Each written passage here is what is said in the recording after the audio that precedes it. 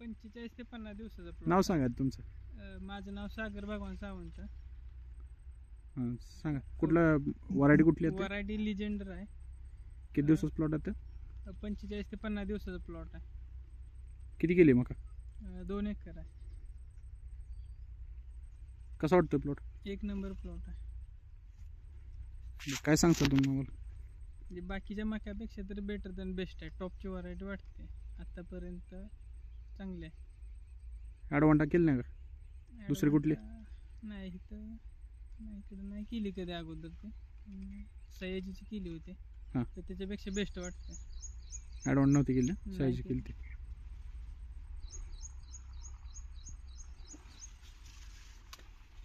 वरचा प्लॉट कोणाचा? आपला लिजेंडरचा? लेजेंडर